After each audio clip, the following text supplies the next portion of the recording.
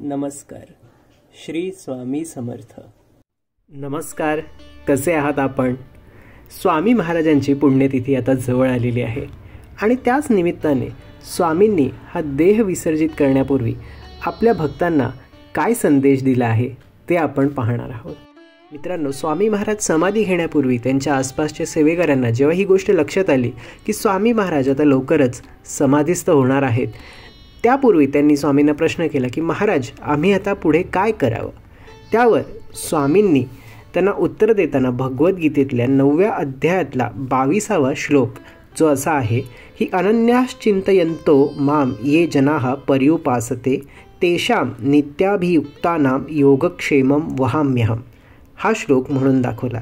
याचा अर्थ असा होतो की ज्याने आपल्या सर्व इच्छा माझ्याच इच्छेत समर्पित केल्या आहेत, जो सदा सर्वदा केवळ माझेच ध्यान करतो, ज्याला माझ्या दर्शनाशिवाय इतर काहीच नको असते, जो अनन्य भावाने आणि निरपेक्ष वृत्तीने प्रेम करतो, अशा भक्ताची ऐहिक आणि पारमार्थिक सर्व काळजी अनंत काळापर्यंत मीच घेतो.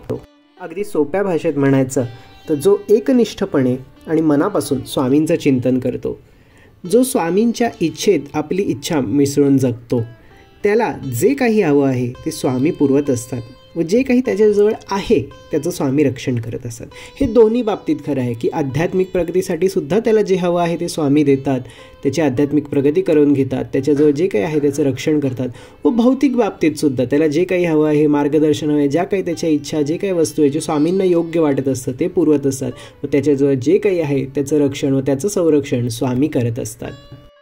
सो आता आपण काय करायचं आहे की आपले जे काही प्रॉब्लेम आहेत, जे काही इच्छा आहेत, जे काही सगळे ना ते पूर्ण स्वामींना समर्पण करायचं आहे. आपण पूर्ण एक प्रकारे ना काया, वाचा आणि मनाने स्वामींना समर्पित व्हायचं आहे.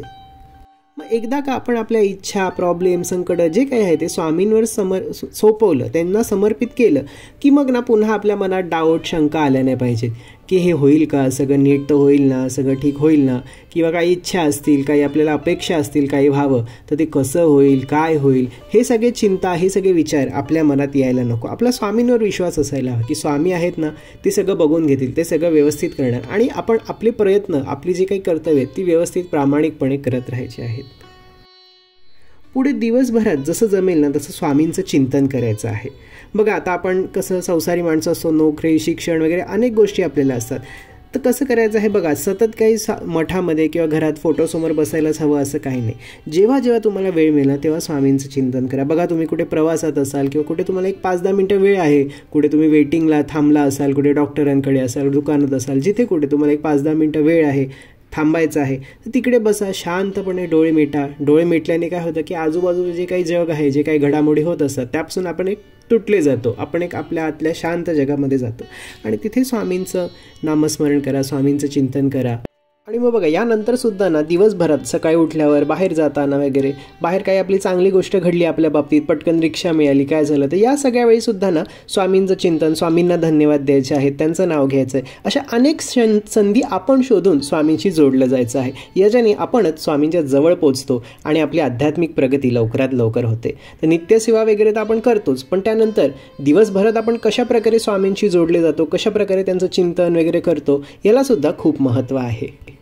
चला, तर आता आपण मनापासून स्वामींची सेवा करूया, त्यांच्या सेवेत राहूया आणि त्यांच्यावर पूर्ण श्रद्धा आणि विश्वास ठेवूया.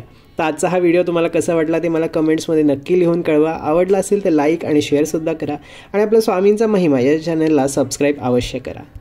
धन्यवाद. श्री स्वामी समर्थ.